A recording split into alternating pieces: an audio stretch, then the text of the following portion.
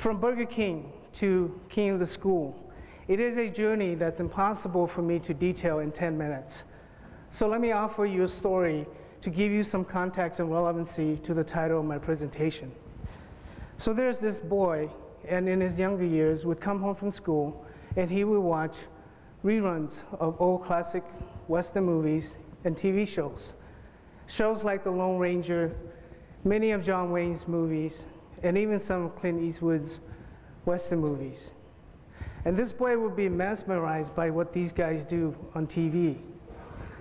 And you know, these guys, they would save the day, catch the bad guys, do amazing things. And what's even more important is that these guys were also performing heroic acts in real life.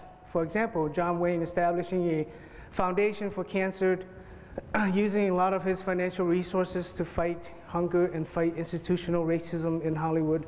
Or like Clint Eastwood, through his charitable work of research and treatment of cancer and other life-threatening diseases. And one of the most important lessons for this boy watching these guys on TV is that these guys were just actors. But in real life, they were really making a difference. And so early on, this boy came to understand by watching these guys is that it's not your title that makes you, it is what you do that defines you. And so this boy learns this concept early on in his life. And by the time that he got into junior high school, he decided to take up baseball. Now granted, baseball is as American as apple pie, and this boy was from a foreign country. He was still trying to learn the lifestyle, learn the language. But what better way to acclimate himself into the American culture than to participate in America's favorite pastime? And so he decided to try out for the junior high school baseball team.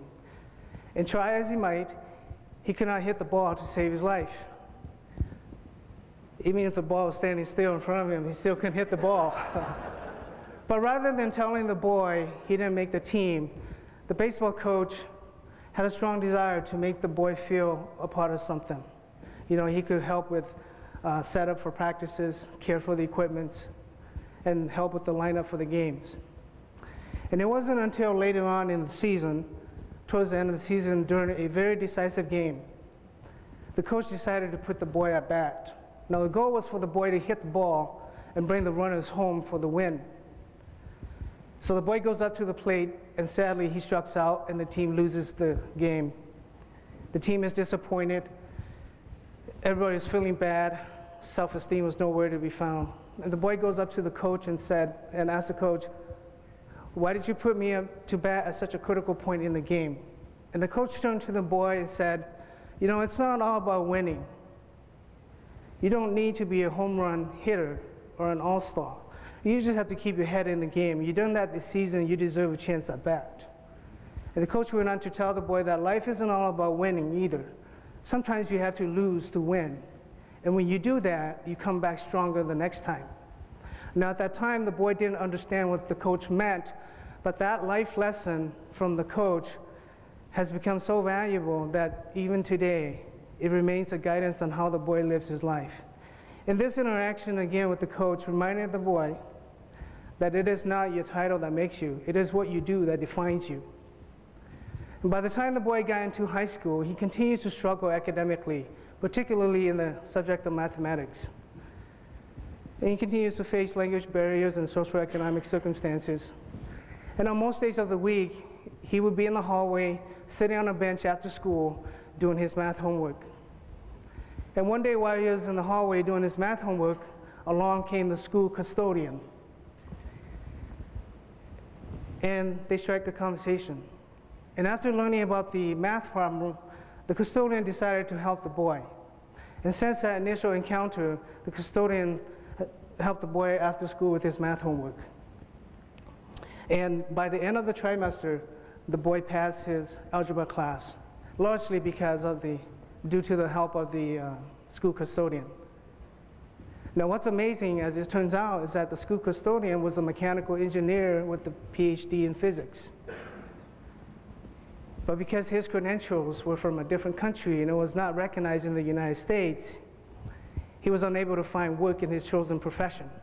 He was a native of India.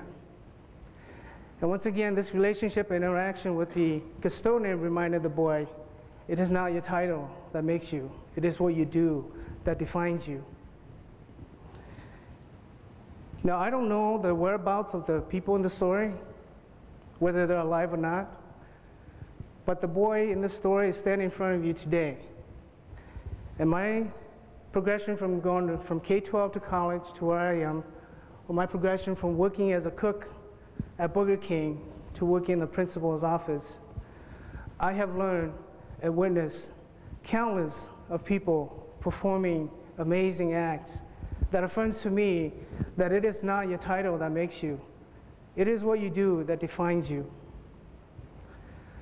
And so my accomplishments this far are not as important as what others have done for me. So as a school principal, I pay it forward with the belief that it is not my title that makes me. It is what I do that defines me. I hope that you will consider this notion as you work through your actions to influence the lives of students and change the world. Thank you very much.